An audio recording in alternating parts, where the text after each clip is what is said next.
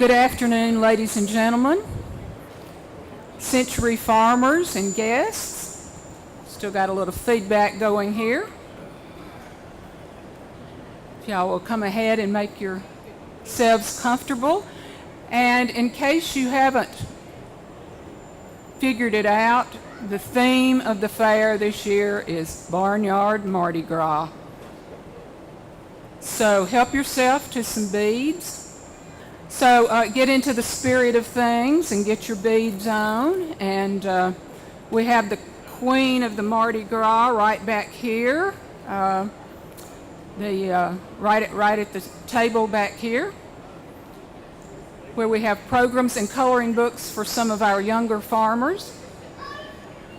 It's very good to see all of you. We have about 26 farms represented today, which is always a good turnout. And we have some special guests, and we have some gifts for you today too. And we are just looking forward to being here this hour and then to eating the good food that the Williamson County Cattlemen's Association prepares for us. And I still don't see the mayor coming. He's on his way. All right? Okay. He's on his way, he says. But I want to go ahead and tell you that in addition to Century Farms being in business for at least 100 years, there are a few other types of business across the state that have been operating for 100 years. Not many. But one of those is the Musgrave Pencil Company in Shelbyville, Tennessee. And we have representatives from that. In fact, the president of Musgrave, Henry Hewlin, and his wife, Lynn, who works in sales and customer service. It is indeed, like Century Farms, a family-owned and run business. And we also have some gifts for you of their products today. And since the mayor has not shown up, I'm going to go ahead and ask Henry to come up and say a few words about the Musgrave Pencil Company. And we are delighted to have you here today. They had a big celebration a few weeks ago with hundreds of people and the governor there. So it was a great time altogether. So would you please give a warm Williamson County welcome to our friend from Bedford County, Henry Hewlin.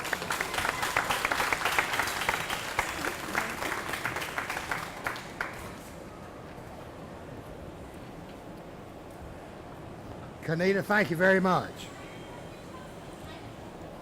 I guess this will work. My wife Lynn and I are very pleased to be here with you at the Williamson County Fair. A little closer. And the Century Farmers. I want to tell you a little bit about Musgrave Pencil Company and mostly about the early beginnings of Musgrave Pencil Company, because I think that's what you would be most interested in, and I think it's a really fascinating time for the company.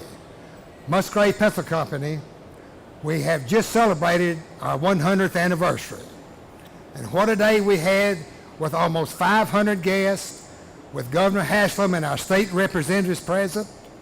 Governor Haslam told us that Tennessee liked to make things, which I think also meant that Tennessee also like to grow things, which I think is what this fair is all about. But I want to tell you a little bit about Musgrave Pencil Company in the early years. My grandfather, James Rayford Musgrave, founded our company in 1916. He somehow knew that Middle Tennessee had an abundant supply of Tennessee red cedar. He wanted to make pencil slats out of this wood. Now here's the most interesting part of the whole story. He did make those cedar pencil slats without cutting a single tree. You see, pencil slats need to be dry, and what he found was all of the cedar rail fences in the Middle Tennessee area were perfect for pencil slats. There must have been a lot of cedar rail fences because he made and processed cedar pencil slats from 1916 until 1923 and beyond. He would go to the farm and barter with the owner, swapping a wire fence for his cedar rail fence. I have pictures on our mill yard full of rolls of wire fence. We had a fencing crew just for that purposes, and trucks to haul the cedar rail fence back to the mill for processing. He also accepted wagons and trucks full of cedar rails and would weigh the logs and pay for them by the pound. The pencil slat processing is another story which we can talk about some other time. My grandfather even took the knots and bad parts from the rails as they were being processed and distilled them into cedar oil and sold the oil as a base for perfumes. I remember seeing parts of the brass steels around the mill when I was growing up. I always wondered if he had a hand in distilling anything stronger than cedar oil. Anyway, this is the beginning, the first step of becoming a pencil manufacturer. He sold these processed cedar slats to pencil manufacturers in Europe by way of ships leaving the New Orleans port. They would be tied in bundles and wrapped and stored in burlap bags for shipping. All this time he was thinking about the pencil manufacturing steps to the next level. For this he needed the correct machinery for each step of manufacturing, mainly grooving, shaping, painting, and tipping. That's putting the ferrule and the racer on the end of the pencil. So on one of his slat selling trips to Europe, he again bartered, swapped pencil slats for pencil machinery. He returned this machinery to Shelbyville, Tennessee, and set up shop. He somehow either knew or found a German mechanic in St. Louis and hired him to help him start the pencil manufacturing process. I'll have to tell you a side note on the mechanic whose name I don't even know. His hobby was making pictures out of stamps. He would take 4 or 5 stamps and cut them up into very small pieces and either make a forest or a desert scene from these tiny pieces. I have 2 of these pictures in my home now. They are very interesting. Anyway, they put together a pencil processing line, and in November of 1923, Granddad Musgrave completed the pencil manufacturing process cycle with the first 2 pencils in the South being produced. We continued processing slats, but as the cedar rails became scarce, we used California incense cedar, a fairly fast-growing, straight-grain wood that was ideal for making pencils. This wood was shipped to us in rail cars and stacked in our lumber yard. The lumber was about 20 to 25 feet long, 18 to 24 inches wide, and 3 inches thick. We stacked it crisscross so it could air dry in a month or so before making pencil blocks and slats out of it. There were always large gaps in the stacking process, and as a child you could crawl down in those gaps and play hide and seek. What fun. It was probably in the late 50s or early 60s when lumber prices went up a lot and we couldn't afford to keep enough log inventory to have it air dried and cut and process pencil slats. During that time, 2 slat manufacturers were formed on the West Coast and only cut pencil slats for pencil manufacturers in the United States and Europe. Shortly after this happened, we closed our slat operations and concentrated on our pencil manufacturing process, starting with the pencil slat instead of the log. Our manufacturing process today begins with exactly the same process, starting with the pencil slat. I have a picture of the steps that I would like for everyone to have after dinner that's right here on the end of this table, so if each family would pick up one on when you leave, I would appreciate that. We can jump forward a few decades now, and today we have about 80 employees, down from close to 180 when my grandfather was buying rails, building fences, cutting slats, producing pencils, which all aspects then were very labor intensive. Of course, there was no minimum wage then, and when the first minimum wage went into effect at 10 cents per hour, Mr. Musgrave said he absolutely would not pay it. Of course, he did pay it because he loved the business and was in and was in it for what it would bring later on. So now today, we're busy making all kinds of pencils. School pencils, including regular number 2, jumbo pencils, colored core pencils. Don't say lead pencils. There's never been any lead in the pencil. The black core is just a mixture of graphite and clay. Golf pencils, carpenter pencils, and I sure hope you get your carpenter pencils at Home Depot. It helps put bread on the table. We have close to 800 designs of round school pencils that are sold through school stores and vending machines. These designs include glow and glitz, holidays, grade levels, teacher's pencils, classroom award pencils, motivational, testing pencils, sports, inspirational, safety pencils, to name a few. We custom print logos with foil and inkjet and print PMS colors. We make our own pencil boxes and make custom boxes for knives, business cards, and stationaries. Import products are a threat to us all. You can walk into any big box store and see most of them, but we all have to buy at competitive prices in order to live our daily lives.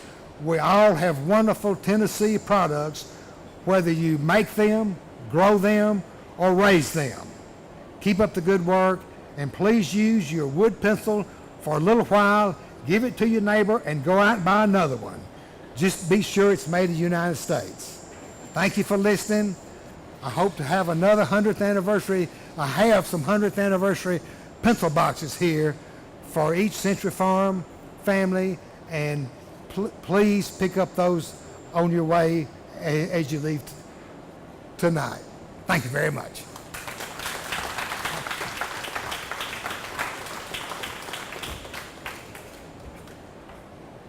Thank you so much, Henry. Do pick up those Tennessee pencil products.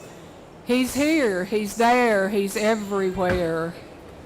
It's the chairman of the Fair Board and the mayor of Williamson County, Rogers Anderson. Give him. Well, so thank you very much, and I apologize. I was down somewhere on the grounds, and I do apologize because the Century Farms, it means a lot to this community and to this fair, and I want to thank Kaneda for all that she does, and for, where's Lee? I saw him over there. Thanks a lot for everything you do to organize this. I hope you'll take some time and look at the little vanilla sheet if you have it at your desk. If not, there's one in the back, and just read a little about, this is mostly about Williamson County. We love Shelbyville, but this is about Williamson County, and I'm sure you understand that. We'll still take your pencil boxes, though, and read about the Century Farms that are here in our county and what they mean to our community. And I want to say thank you for taking time out to be here. I hope you'll enjoy the meal. Our fair this year, normally I stand up before you and tell you that the fair is just ripping and roaring. Well, it's ripping and roaring, all right. We're fighting with the weather and the rain. Tonight it looks like it's a good night. Last night was a really good night, but Saturday night I learned one thing, that if you're 17 years and under, rain doesn't bother you. You'll ride and ride and ride, and at 12 o'clock we had to run them off of the fairgrounds out there because those kids were riding rides, and the rest of the adults and the moms and dads that brought those kids, they were all under our tents, but we survived it. and it was an enjoyable evening. Thanks again for being here. I hope you have a good meal. Everything that everyone does here makes it part of our fair. Have a good evening.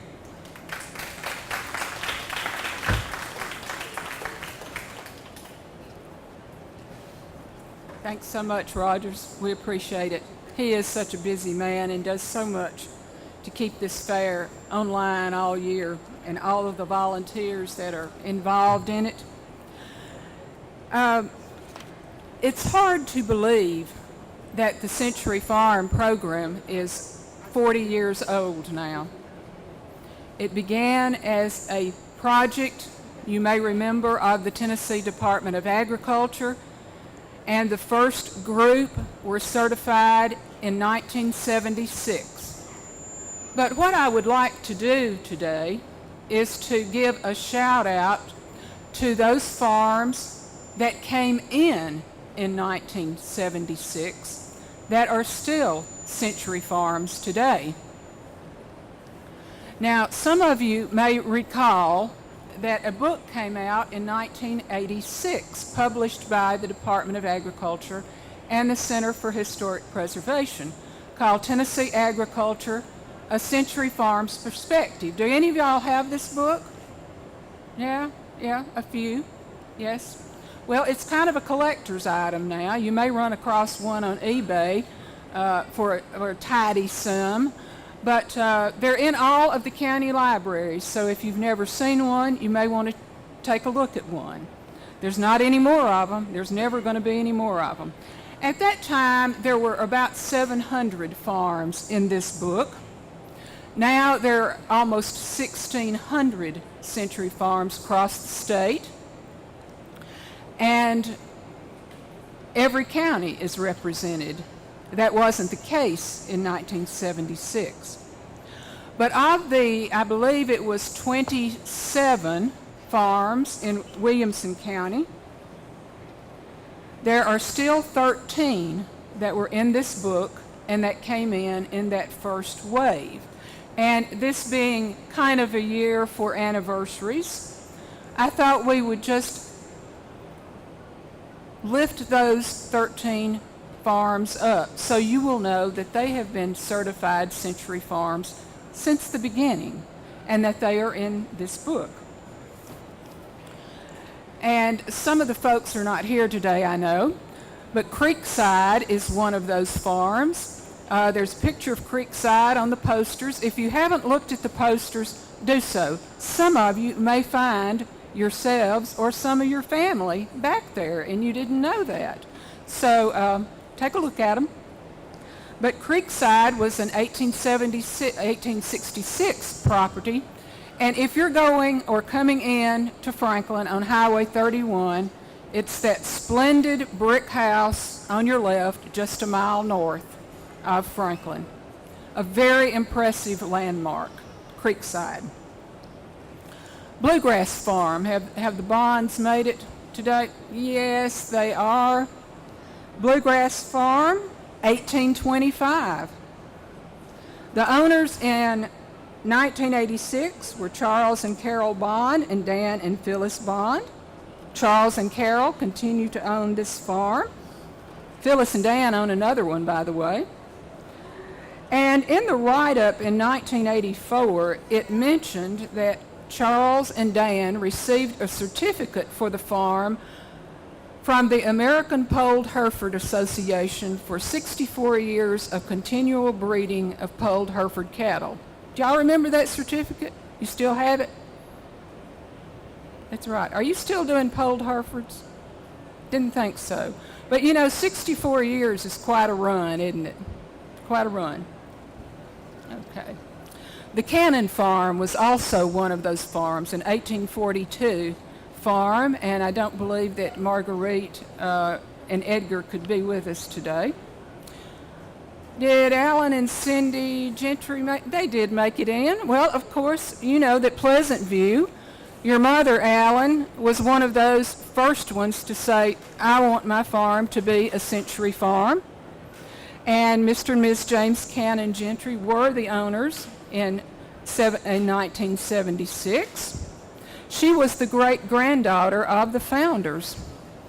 And it's probably one of the most well-documented farms in Williamson County and in the Century Farms program. She did a lot of research on her family and had a lot of memorabilia, which I know that y'all have hung on to.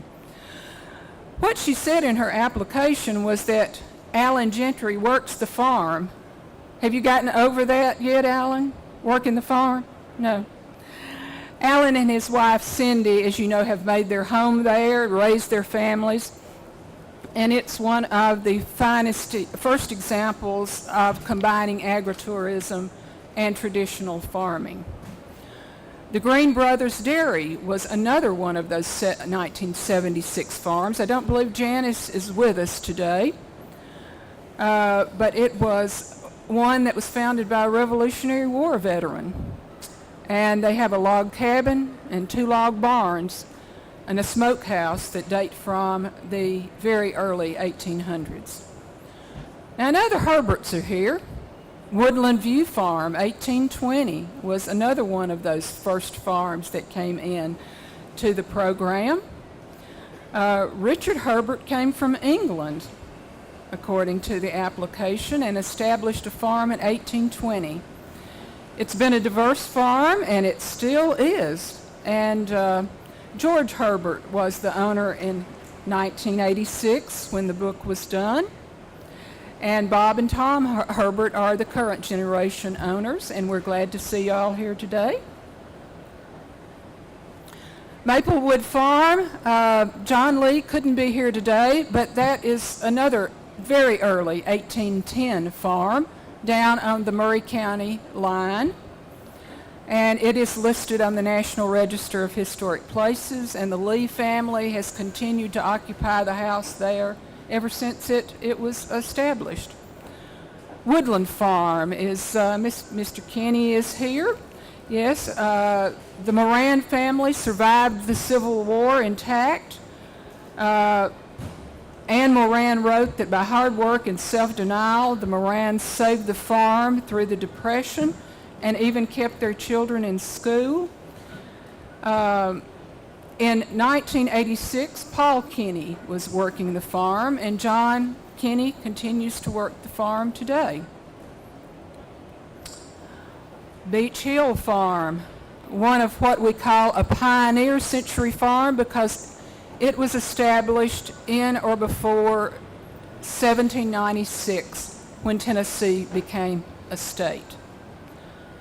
I'm always amazed at century farms, but particularly in awe of those families who hang on to farms since before Tennessee was a state. William and Mary Harris Ogilvie began living in farming land in 1796 in what is now the College Grove community. The house they built is listed on the National Register of Historic Places, and Elizabeth Ogilvie Battle still lives in that house, right? Yes. Yes, she does. She and her brother Sam were the owners of this farm in 1986, and she continues as the farm owner.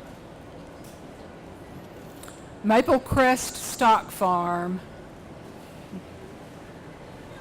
Not long after the Civil War, there's Lynn, not long after the Civil War, this farm was founded by William Harris Ogilvie and his wife, also in the College Grove community. I believe there's some family relations going on there, yeah. They specialized in breeding mules, and their son, Walter William Ogilvie, also raised a variety of row crops and livestock, but he is best known as one of the founders of the Tennessee Walking Horse Association in 1934. And he was a leading breeder of those show horses until his death in 1977. And I found a great picture of him at the Tennessee State Library and Archives, and it's on the poster back here. If you did not see it, take a look at it. And Lynn Woodside and her family represent Maple Crest Stock Farm today. Yeah. Locust Grove Farm, another one of those Revolutionary War farms established by a veteran. I know the rings came in. They all had on their T-shirts. There they are, right there. Locust Guard, yes.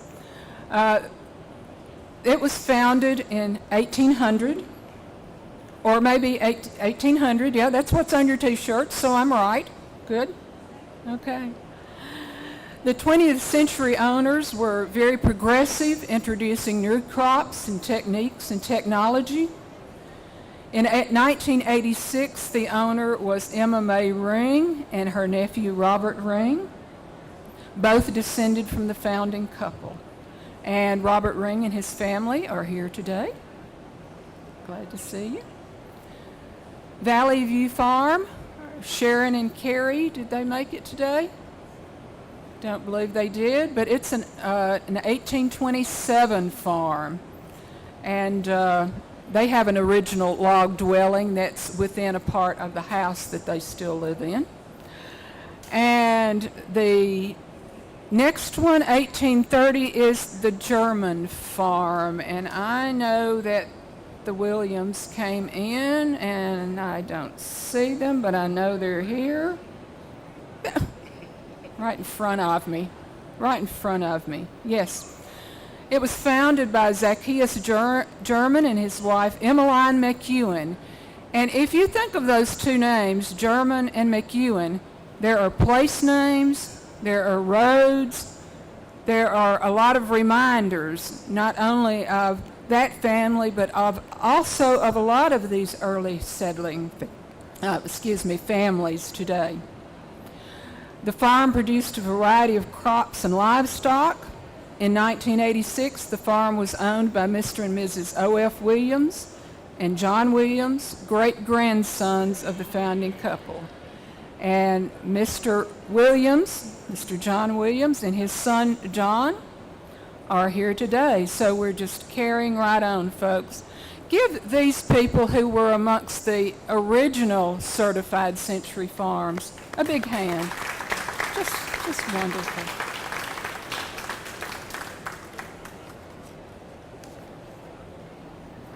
All right, now let's see who all is here, and it's time to get your gifts.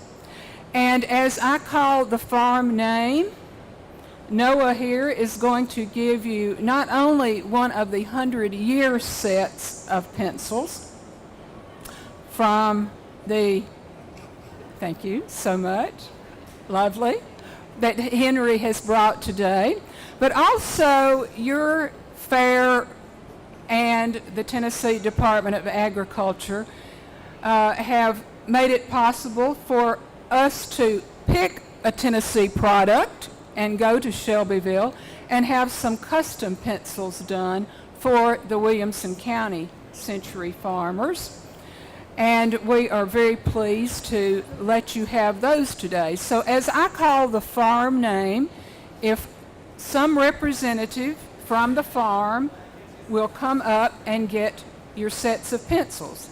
And I'm trusting that you will share those with the farm families and that you will enjoy using them. So I'm going to start with Bag End, though I don't think Susan is here today. But I know some people pop in that I don't hear from. Beach Hill, Elizabeth, you want to send somebody up, or you just come right on up and get them yourself? Okay. Bledsoe Sullivan family. The Bledsoes are here, yeah. Somebody come up and get your pencils. Very good, thank you. Bluegrass and the Bond Farm, Charles. Actually, Charles gets two of those. He's got Bluegrass and Bond. Yeah, because he owns two farms. Okay. And Bud's Longview Farm, Dan. Dan, can you write? Well, now you have a reason to learn. I know you don't use a computer or email, so you ought to find these very handy.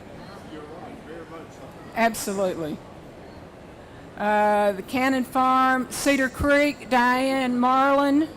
I know they're over here. All right, we have a young farmer from the Marlin family coming up from Cedar Creek to get those pencils. That's one of the things I love about this is the generations that come together. Cedar Lane Farm, Dorothy. Ms. Ryan, I always look for her right over here in her seat. Yeah. Always glad to have you here. Cedar Lane Farm. County Line Farm. Y'all don't have to go far. They're right here front and center. Is anyone here from Crystal Valley, any of the McCandless family? I don't think so.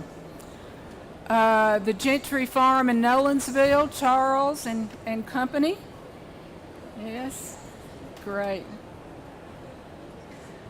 And the German Farm. John, you want to come up and get pencils and share them? Calvin and Sandra Glenn Acres, they did make it. I'm glad y'all made it. Just as a note, Glen Acres is the other Pioneer Century Farm. And what year was it founded, Glenn? What year was it founded, Calvin? 1784, I think, something like that. It's just a long time ago. Stuart Johnson, the Lampley Farm. Did Stuart and his folks make it? Okay, guess not. All right. Did any of the Giles make it? Ah, excellent. We've got, they get 2 as well for the Lorraine and Mary Bond Farm and the William Steele Farm. Good. Jane didn't feel up to coming, though. Give her our best wishes. She was in a terrible wreck, if y'all didn't know that, and making a slow recovery. But tell her we missed her.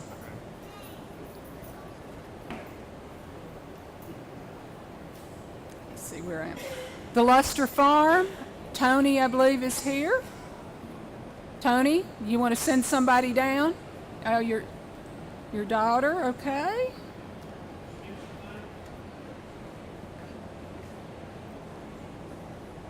And Locust Guard.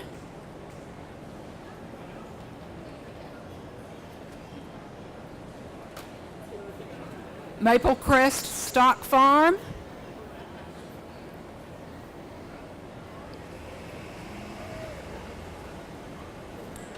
Or Pam, did Pam Neely make it? Pam and Mr. There you are. Pam is one of our good friends that lives in Williamson County that owns a Century Farm in another county. But we count her as one of our own, so we've got a box for you as well and for Mr. Neely because they need pencils in Hickman County too.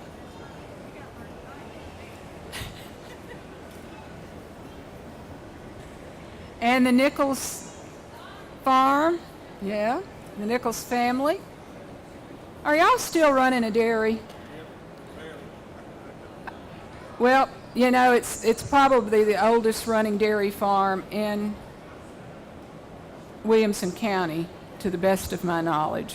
One of the very few dairy farms still hanging in there. There's a picture of Brittany on one of the posters, by the way. And she's probably in college and graduated now. It was when she was young. Yeah. The Wallaces, is Aline here today from Peaceful Valley Farm? No, I thought they were going to be here today. Okay. And Pleasant View, Alan. I know y'all will be heading down to the Little Ones Farm. A very popular attraction. Thank you very much. Thank you. And the Greens are not here. Smith Brothers, Jeff Holt. And the Sullivan Givens, I don't believe they are here from Fairview today. Valley View, Sharon and Carrie. No? Okay. Westbrook, William Steele, Willow Run. Wilsons, are there any of the Wilsons here today? Wilson Farm. And Woodland Farm, John?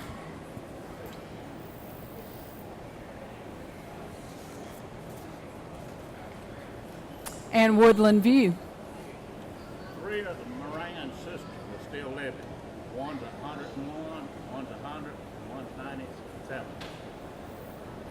If you couldn't hear what John was telling me, he was telling me that 3 of the Moran sisters who own Woodland Farm, one is 101, one's 100, one's 97. Long lived. Long lived.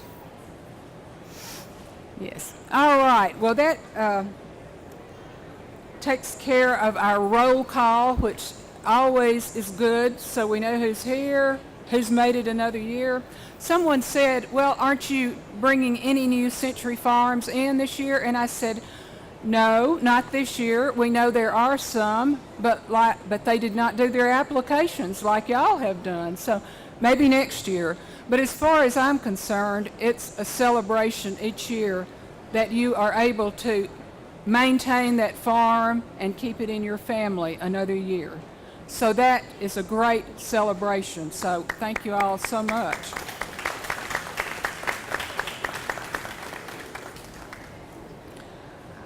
Okay, I wanted to mention too that there are fair board members here. Without our fair board saying, oh yes, let's do a Century Farm event, this would not happen. So if you are a fair board member, I would call you out, but I'm afraid I might miss someone. Would you stand up so that these people can say, be sure and get us in the budget again next year? Any fair board members here? One, Cherry Lane, Lee. Okay, Lee. Yes, all right. And I also want to give a shout out to Lee Sanders, because this comes under the department that he chairs, the agricultural department, and he makes sure that things just happen. And he has a lot on his plate, but this is one of the things that he always pays really close attention to. And he helps me tremendously to make this happen. So thanks very much, Lee. And I also want to say a thanks to his wife, Amy, because she makes a lot happen here at the fair, too. And since Terry is here, a big thank you to Terry, who makes all of the administrative efforts of the fair happen and holds us together all year long. So thanks, Terry. We appreciate it. We don't get to say thank you to you enough. All right. And we're right on time.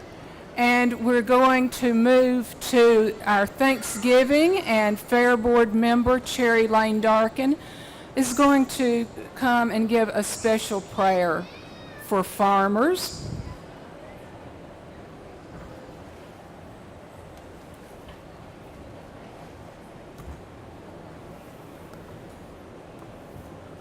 I have a Thanksgiving for farmers. It's kind of an essay and a prayer together. If you want to listen to that, and then at the end, bow your head and we'll have a prayer for our meal. Thank you, God, for farmers, for those people who have touched the soil, who have known it intimately, the feel of it in their fingernails, the taste of it, the way it smells after a rain. For all those who have cared for the animals, touched them, heard their cries, and nurtured them very carefully. Being a farmer can be a hard life. The bills don't match the income, the weather doesn't cooperate, and sometimes the markets are fickle.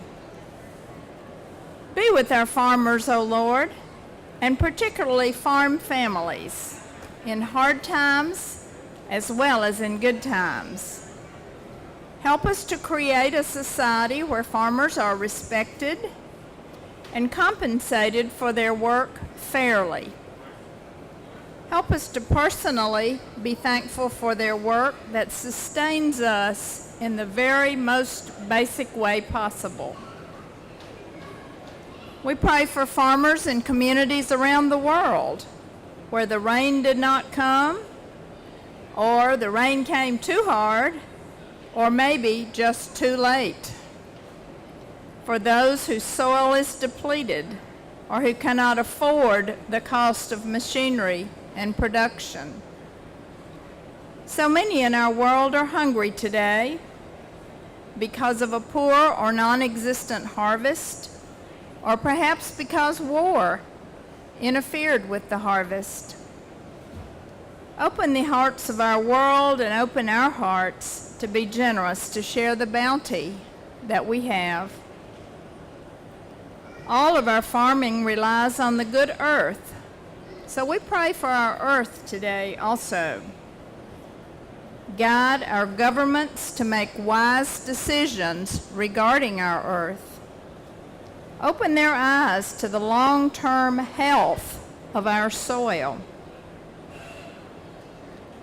giving them the courage to make hard decisions that will benefit people and animals yet 100 years from now. It is your gift, and we thank you for it. Help us to care for our land so it will take care of us, so we may pass it on safely to a new generation. Will you bow with me? Our Father, we're thankful for these Century Farm families here today and others who could not be with us. We thank you for their ancestors who purchased and tended the farm so carefully. We thank you for those who are still working it today so that the future family members may have it. We thank you for those who grew our food and raised our food for tonight, and those who prepared it and are serving it. May this food bless us and our bodies so that we may be a blessing and a light when we go into the world. Amen. Is George here to say a few words for the Cattlemen's Association? Or anybody? Dwayne Perry, a few of you know him. Some of us have seen him around over the years. If you'll come up, and we want to say a thanks to the Cattlemen's Association, and also you can tell us how you want us to proceed for the serving line. The Cattlemen's Association is proud to do this meal, and on behalf of the board of directors, and there's two or three here. Jeff Holt's here somewhere. I'm looking right at him over here. Michael Ray Montgomery over here. I'm not sure about some others that are here, but we again appreciate all of you and the long-term ownership of your property that leads you to be here tonight. We are a very active group, very active here at the fair, and we have a lot of things we do, the Cattlemen's, with the 4-H club program and other things. We give some scholarships. We created an endowment in memory of Ralph Meacham, who was one of our board members that was very involved as we started the fair. But again, glad to have you here tonight. Good for you to join us. We need to get out and find some more people that can get their farms approved for this event. I think we're going to go, Matt, we're going to go walk by you and make a little curve. Is that what we're going to do? You want to go out, okay? Go out these doors and then come back in over there where Matt is and go right down the line. We've got, I think, hamburgers and pork chops for sandwiches tonight, and then the fixings with it. So, again, thank y'all for being here tonight. Thank you, Dwayne. I miss Dan Bond sitting here. He's one of our board members That's right. also. I saw him flipping burgers the other night. Thank you so much for being here. Stay and visit with each other, enjoy the food, and enjoy the fair, and we hope to see you next year then. Thank you.